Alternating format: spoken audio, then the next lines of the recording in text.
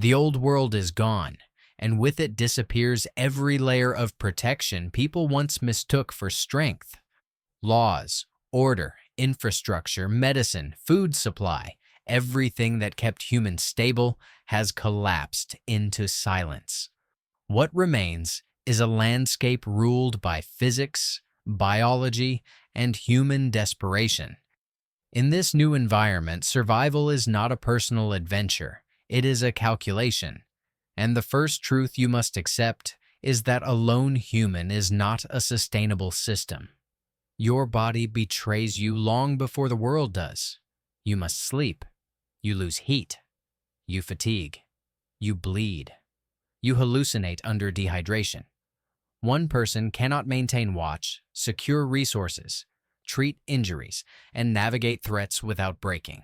The margin for error is zero, and collapse punishes every weakness with finality. That is why the real danger is not nature. It is human-driven chaos. Hunger erases ethics. Fear amplifies aggression. Crowds mutate into predators. In this environment, unpredictability becomes the deadliest force. To survive this world, you cannot rely on hope, emotion, or goodwill. You must build an organism, a survival team engineered with the precision of a biological system, where every member stabilizes the others. A team is not companionship. It is not comfort. It is not a moral gesture. It is the only structure capable of enduring the relentless pressure of collapse. You do not build a team because you want to. You build one because the world has made it impossible to live alone. A survival team cannot be understood as a group of people. It must be seen as a living system, a biological organism constructed from discipline, capability, and interdependence. When civilization falls, humans lose the social scaffolding that once allowed weakness to hide. Emotion, ego, and subjective comfort become liabilities, not because they are immoral, but because they disrupt the organism's operational rhythm. Collapse demands a shift in philosophy. You are not dealing with individuals, you are assembling functional components. Every human introduced into the system either amplifies its strength or corrodes its stability. This is why emotion becomes the first kill mechanism. In a functional society, emotion helps people bond. In a collapsed one, emotion distorts threat perception, fuels internal conflict, and slows decision speed. A frightened person spreads panic. An angry person ignites division. A sentimental person hesitates when action is required. The organism cannot allow such instability. Survival is cold arithmetic, and the organism thrives only when emotional noise is suppressed in favor of clarity. The second kill mechanism is the absence of discipline. Before collapse, institutions absorbed human mistakes. Now, mistakes accumulate without mercy. One unlatched pack, one missed perimeter check, one careless sound in the dark, and the organism bleeds. Discipline is not a moral virtue, it is metabolic. It must operate like breathing, automatic and unwavering, because collapse punishes even tiny breaks with disproportionate consequences. The third kill mechanism is misaligned capability. People cling to who they were in the old world: soldier, leader, worker, specialist. But collapse erases context. The multiplier rule becomes the governing law. Every member must serve multiple functions, must be flexible, must enhance rather than burden the organism. A medic who cannot move with stealth, an operator who cannot render basic treatment, an engineer who cannot maintain calm under pressure. Each one becomes a point of failure. Specialization without adaptability is a relic of a dead civilization. In this philosophy, the team becomes a single organism with distributed senses, distributed endurance, and distributed cognition. It survives because its components function with precision, not emotion; discipline, not preference; adaptability, not ego. When built correctly, the organism becomes stronger than any individual within it. Human selection after collapse is not about kindness, fairness, or shared history. It is a scientific filter based on psychology, biology, and stress response. When society disintegrates, people do not remain who they were. They revert to instinct. Hunger reshapes morality. Fear distorts logic. Sleep loss erodes judgment. Cortisol overload narrows perception until a human becomes a volatile, unpredictable variable. You are not choosing teammates. You are choosing which nervous systems can operate under collapse pressure without turning against the organism.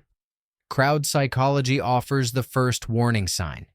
In the early stages of societal breakdown, people behave like fluid dynamics: chaotic, reactive, easily triggered. Individuals caught in this emotional turbulence cannot stabilize themselves, much less a team. They become amplifiers of panic, the most contagious and destructive force in a resource-scarce world. Then comes stress biology. Under constant threat, the brain shifts into survival mode. Adrenaline spikes, heart rate accelerates, and higher reasoning shuts down. Some people freeze. Some lash out. Some collapse inward. These are not personality traits. They are biological defaults, and collapse exposes them with brutal clarity. A person who cannot self-regulate under stress becomes a kill mechanism inside your perimeter. From this, 4 behavioral categories emerge. The first includes the dangerous confident, those who believe their past status or experience guarantees competence. In collapse, overconfidence kills faster than fear. The second is the fragile, individuals who crumble under sustained pressure, draining the organism's energy with their dependency. The third is the pretender, the smooth talker who mimics capability but fractures the moment reality applies force. They are the most lethal because their weakness is hidden until the critical moment. The only valuable category is the adaptive mind. These individuals observe before acting, stabilize quickly under stress, and adjust to changing conditions without emotional overflow. They do not rely on ego or nostalgia. Their nervous system remains functional when others degrade. They are rare, but they are the raw material of a real survival team. The harsh truth is that 90% of humans are unsuitable for collapse-era group survival. Selection is not cruelty, it is preservation. The organism cannot afford to carry instability. A survival team does not endure because it has many people. It endures because it contains the essential functions required to operate as a complete organism. Roles in the post-apocalyptic world are not titles or identities. They are survival mechanisms dictated by physics, biology, and threat dynamics. Each role exists because the environment demands it. Remove one, and the organism becomes unbalanced.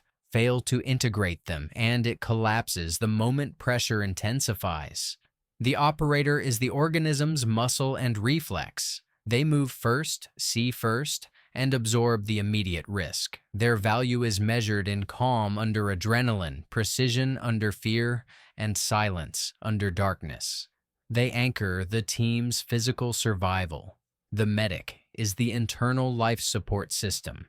In collapse, small wounds become infections, dehydration becomes delirium, and untreated injuries become death spirals. The medic extends the organism's operational lifespan by stabilizing the body when the environment tries to break it. The logistician is the bloodstream. Resources, water, calories, tools circulate through their oversight. Scarcity punishes miscalculation, and logistics becomes the quiet force preventing starvation, exhaustion, and energy bankruptcy. Without a logistician, the team dies slowly, predictably. The engineer is the skeletal frame. They build, repair, reinforce, and adapt. With technology gone, improvisation becomes survival strategy. Traps, fortifications, filtration setups, heat sources all originate from their ability to negotiate with physics using minimal materials. The tracker becomes the organism's external senses. They read terrain, disturbances, silence patterns, animal behavior, and human signatures. A tracker identifies danger before it becomes visible and opportunity before it becomes obvious. The negotiator is the psychological shield. Human encounters remain unavoidable, and negotiation becomes a weapon stronger than ammunition. Tension diffusion, threat assessment, selective alliance building. They navigate desperation without exposing weakness. And the gray man intel role is the organism's invisible nervous system, gathering information without being noticed. They move through ruins, crowds, or open terrain like a fading silhouette, returning with data that prevents ambush, miscalculation, or surprise. These roles are not isolated. They are interdependent systems. The multiplier rule binds them. Each member must overlap at least 3 functions to prevent collapse if one falls. This redundancy is not luxury. It is survival math. When these roles align, the organism becomes adaptable, silent, and durable. When they don't, it becomes a scattered group pretending to function. Only one of these configurations survives. Recruiting for a survival team in a collapsed world is not an interview, not a conversation, and not a chance to see potential. It is a controlled exposure to stress designed to strip away performance and reveal instinct. Under pressure, biology speaks honestly, far more honestly than words. The goal is simple. Identify who remains functional when the environment becomes hostile, unpredictable, and exhausting. The first filter is the 24-hour silent cooperation test. The candidate joins your movement or camp routine with 0 verbal instruction, no explanations, no reassurance, no rapport. Silence forces them to read patterns instead of waiting for guidance. You observe how quickly they synchronize with rhythm, how they distribute load, how they adapt without needing constant clarification. A person who requires words to function becomes a liability in an environment where words get you killed. The second filter is the resource split ethics test. Scarcity exposes true behavior. You create a controlled scenario, limited water, uneven rations, unequal warmth. Then you watch. Do they hoard? Do they accidentally take the larger portion? Do they negotiate fairly? Do they volunteer to take less? The point is not generosity, it is predictability. Unstable ethics become fault lines in prolonged collapse. Next is the threat approach behavior scan. Introduce an ambiguous danger. A noise in the dark, a shifting shadow, a subtle signal.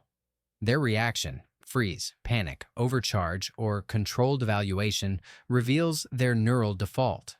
Survival requires fear that channels into clarity, not fear that triggers chaos.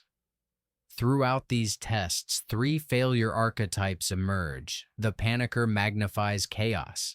The talker explains instead of acting. The opportunist exploits the scenario for personal gain.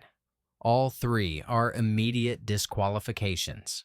What you seek is the quiet, adaptive mind, the one whose breathing stays steady, whose movements are intentional, who processes before reacting, who does not fracture when uncertainty rises.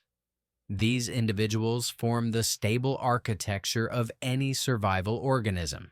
Recruitment is not about giving chances. It is about protecting the team from internal collapse.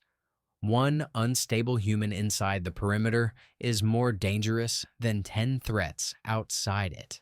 Selection is not harsh. It is necessary.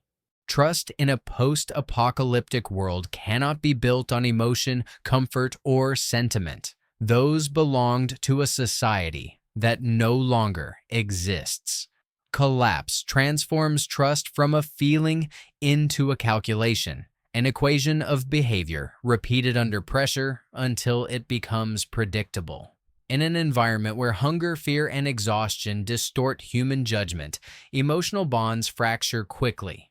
Only operational trust survives. The formula is blunt: trust, predictability plus discipline plus pain, endurance. Predictability means a person behaves consistently, even when conditions deteriorate. They do not swing between calm and panic or discipline and impulsivity. Discipline means they follow protocols when no one is watching, when they disagree, when they're tired, when shortcuts tempt them. Pain endurance is the ability to function through discomfort, because collapse living is discomfort. A person who collapses under pain is a person who abandons duty at the moment the organism needs them most. Collapse destroys dopamine-based bonds, the old world bonds built on shared pleasure, convenience, and emotional comfort. Under prolonged stress, those bonds dissolve into resentment and volatility. What remains are stress bonds. Humans who suffer together without fracturing become tightly synchronized. Their nervous systems begin to mirror one another. Shared hardship rewires loyalty more effectively than shared joy ever could. This is the logic behind trust-fused operations. Nonlinear tasks executed under fatigue or uncertainty. Night relocation drills, silent infiltration runs, rapid extraction exercises. These are engineered stresses that reveal who maintains clarity, who preserves discipline, and who protects team cohesion when the organism is under strain. Talking does not build trust. Shared pressure does. A leader must also demonstrate their own consistency. Collapse does not tolerate leaders who fluctuate, overreact, or contradict themselves. Trust is reciprocal. The team must see that you remain stable under the same pressures they face. Otherwise, hierarchy decays. True trust grows quietly. It appears when someone wakes for their watch without fail, when they share scarce water without being asked, when they admit a mistake early, not late. These micro-proofs accumulate until reliability becomes instinctive. In a world where hesitation kills and emotion betrays, trust built through hardship is the only form strong enough to keep a team alive. Leadership in a post-apocalyptic world cannot resemble the soft, consensus-driven systems of the old civilization. Collapse eliminates the luxury of debate and the safety nets that once absorbed human indecision. Leadership becomes a function of survival physics. Someone must process information faster than the environment deteriorates, issue commands with precision, and maintain cohesion before entropy seeps into the organism. This is competence-based hierarchy, authority earned through capability, not personality, emotion, or age. The leadership core is the organism's decision-making cortex. Their responsibility is not to inspire, but to interpret threat patterns, allocate energy, set rhythm, and stabilize morale through consistency. Under pressure, the leader must be the calmest and clearest mind in the group. Collapse punishes hesitation, and a leader who wavers becomes a vector for fear. Directly beneath the core, the operator core acts as the organism's execution system. They translate strategy into motion, movement, security, structure, defense. Without operators who respond instantly and correctly, leadership becomes nothing more than words. The bond between leadership and operators must be seamless. One reads the environment, the other becomes its countermeasure. The most lethal internal flaw a team can develop is dual leadership.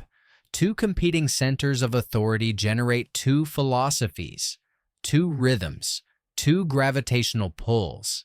This division fractures discipline and splits loyalty. Collapse does not tolerate ambiguity. A survival organism must speak with one strategic voice. Anything else accelerates internal failure. To maintain stability, the leader enforces command clarity, orders that are specific, measurable, and free of emotional fog. Commands are not suggestions. They are operational directives designed to prevent misinterpretation when adrenaline is high and time is short. The shadow chain protocol ensures succession without chaos. If the leader falls, the next node activates instantly. No power vacuum, no argument, no drift. Order flows uninterrupted. Finally, silent agreements, the unspoken but universally understood rules, hold the organism together during operations where speech becomes a liability. They turn discipline into instinct and teamwork into reflex. A leader who maintains clarity, enforces structure, and never fractures under pressure becomes the axis around which the entire organism survives. Communication in a collapsed world is no longer conversation. It is survival physics. Every word becomes a risk.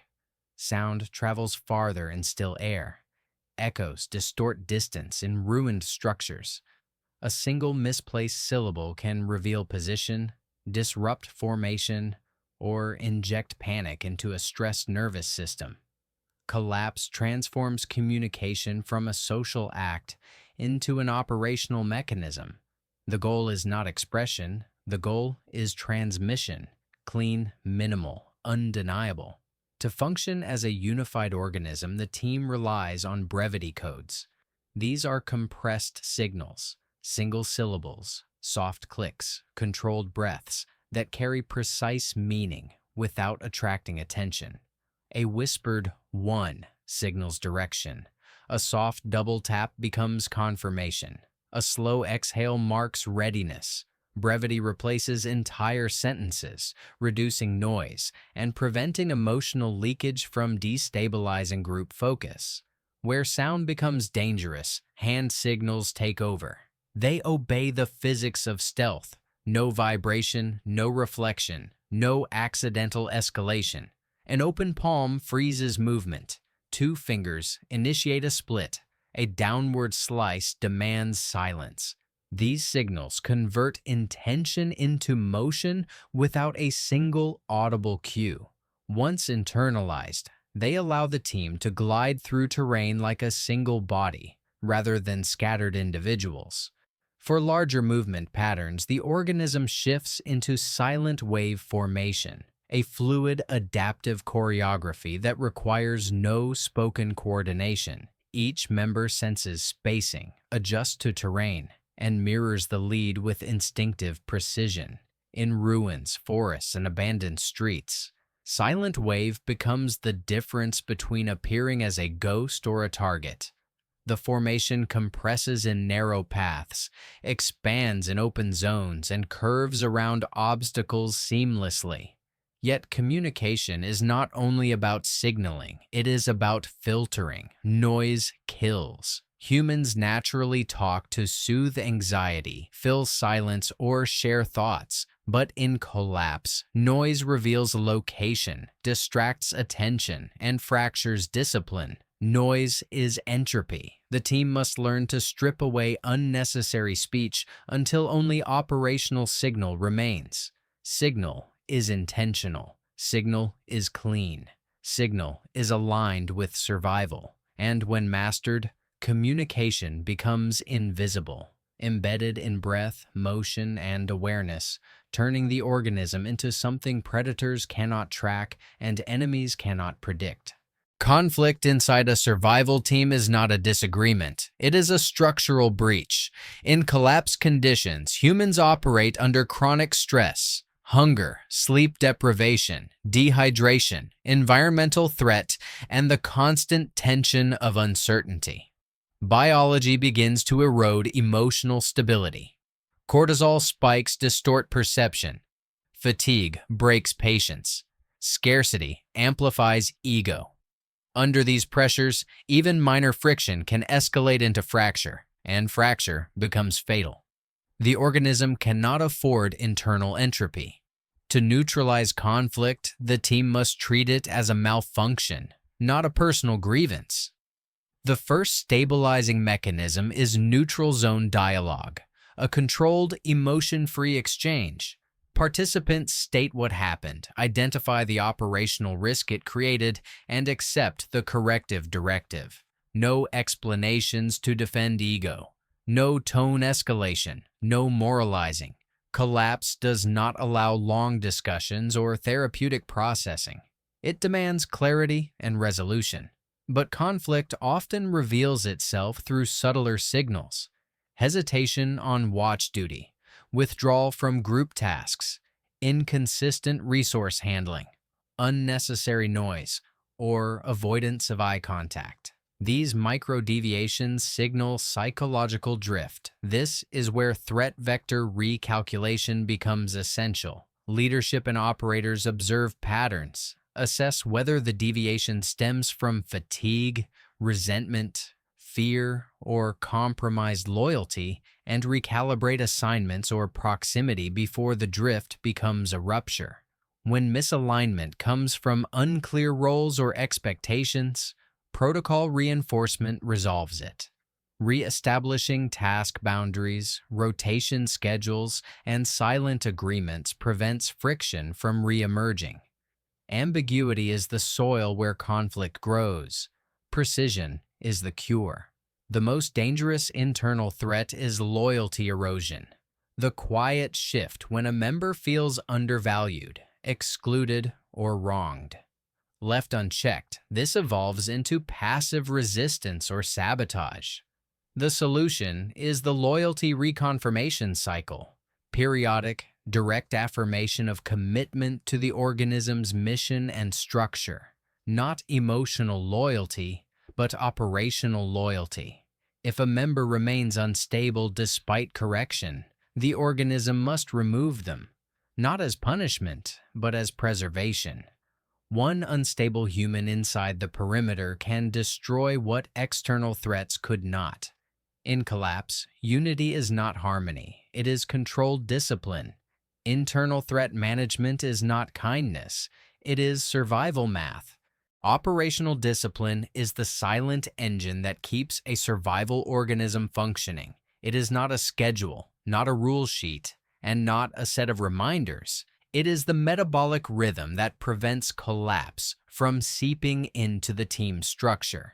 In a world without infrastructure, without backup systems, without second chances, discipline becomes the only barrier between order and entropy.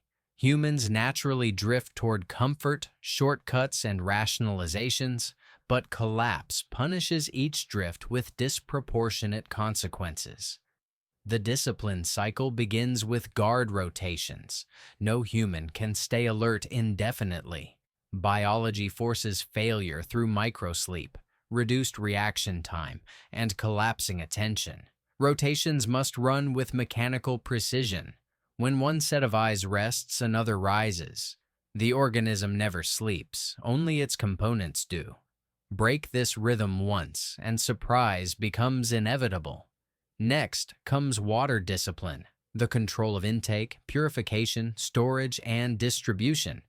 Dehydration reduces cognition, weakens muscles, and destabilizes mood. Overconsumption drains reserves. The organism cannot replenish quickly.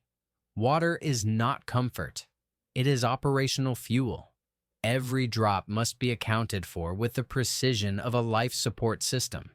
The same logic applies to calorie management. Every task burns energy the body cannot easily replace. Too little intake leads to trembling hands, impaired judgment, emotional volatility. Too much intake destabilizes group balance. Calorie allocation becomes mathematical, based on workload, rotation strain, temperature, and operational risk.